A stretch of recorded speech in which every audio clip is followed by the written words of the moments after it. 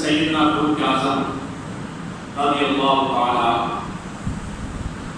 آپ کا جب مبارک زمانہ تھا تو آپ رات کے وقت گلیوں میں گشت کیا کرتے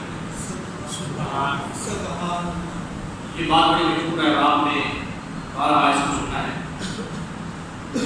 ایک رات جب اپنے خادم کے ساتھ گشت کر رہے ہیں تو ماں بیٹی سے کہہ رہی تھی کہ اے بیٹا ایسا کرو، آج دودھ کم ہے، اس میں تھوڑا سا پانی ڈال دو۔ تو جب یہ ماں اپنی بیٹی سے یہ بات کر رہی تھی تو وہ بیٹی بولی امی جان آپ کو پتہ نہیں ہے کہ امیر المومنین نے ملاوٹ سے منع کیا ہے،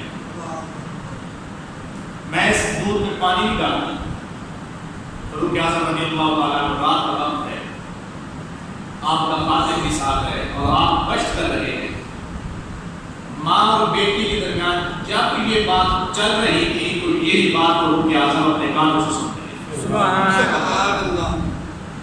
جب یہ بات ہوئی تو اس نے کہا امی جان میں دودھ میں پانی نہیں ڈالتی، امیر المومنین نے منع کیا ہے۔ ماں نے کہا امیر المومنین اس وقت دیکھ تو نہیں رہا؟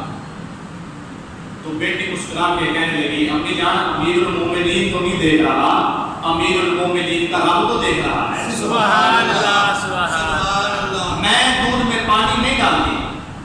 اب رات کا وقت ہے، یہ ساری باتیں فاروق اعظم اپنے کانوں سے سن رہے ہیں اور آپ نے کیا کیا؟ اسی مکان کے اوپر نشان لگایا، چلے گئے۔ جب رات مکمل ہوئی، جب صبح ہوئی، نماز فجر ادا کرنے کے بعد فاروق اعظم اس گھر تشریف لائے جس گھر میں یہ باتیں ہو رہی تھی، اور آ کر کیا کہتے ہیں؟ اس عورت سے کہتے ہیں کہ میں نے تیری اس بیٹی کا رشتہ اپنے بیٹے کے لیے دینا ہے۔ سبحان اللہ سبحان اللہ۔ میں نے اس کا رشتہ لینا ہے۔ اب وہ بڑی خوش ہو گئی کہ امیر المومنین خود چل کے آیا ہے رشتہ لینے کے لیے۔ پر کیا ہوا؟ وہ رشتہ ہو گیا۔ فاروق اعظم کے بیٹے تھے، نام تھا ان کا عاصم بن عمر بن خطاب۔ حضرت سیدنا فاروق اعظم رضی اللہ تعالیٰ عنہ کے آپ کے بیٹے تھے۔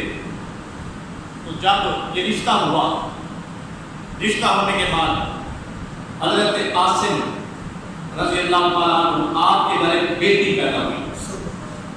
آپ کے گھر ایک بیٹی پیدا ہوئی جس کا نام رکھا گیا عاصم۔ جب وہ بیٹی شباب کو پہنچی، فاروق اعظم کی پوتی حضرت عاصم کی بیٹی عاصم جب وہ شباب کو پہنچی، جب وہ جوان ہوئی، تو جب اس کی شادی ہوئی، شادی ہونے کے بعد اللہ رب العزت نے عاصم کو جو بیٹا عطا کیا نا، اس بیٹے کو دنیا عمر بن عبدالعزیز کہتی ہے۔